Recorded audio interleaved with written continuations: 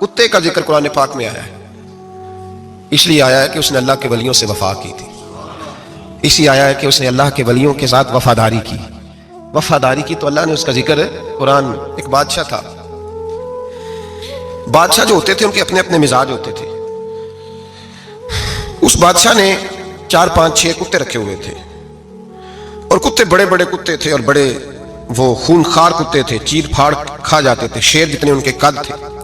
बादशाह थोड़ा सा किसी आदमी से नाराज होता ना, तो एक बहुत बड़े पिंजरे के अंदर एक बहुत बड़ा सुलाखों का घर उसने बनाया हुआ था, उसमें कुत्ते होते थे, और कुत्ते को जब बांध के रखा जाता है तो ज्यादा जहरीला हो जाता है, वो ज्यादा उसके अंदर करवाहट आती है, ज्यादा काटता है।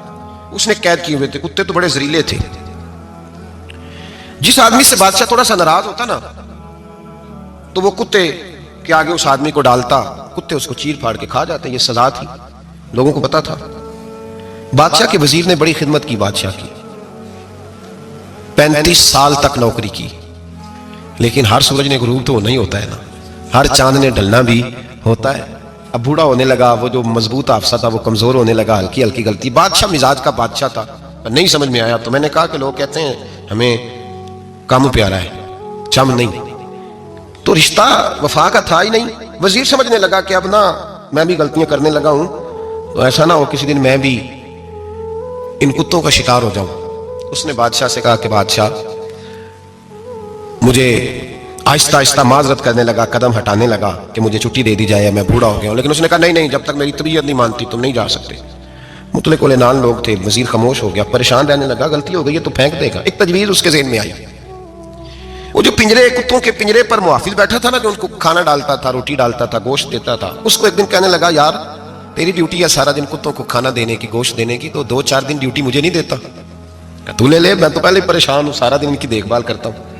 उसने कुछ थोड़ा सा गोश्त लिया, पिंजरे के बाहर खड़े होकर कुत्तों को डाला। अगले दिन थोड़ी रोटियां ले आया, कुत्तों को डाली। 2-4 दिन, हफ्ता, महीना, साल भर, जितना उसको मौका मिला वो दिन भर खिदमत करता। बस वक्त एक दिन आ गया, बादशाह को कोई बात अच्छी ना लगी, अच्छी ना लगी। उसने कहा, इस बुड्ढे को उठाओ और डालो कुत्तों के पिंजरे में, सारी जिंदगी यहां रहा, इसे अभी तक नहीं पता चला मेरे मिजाज का।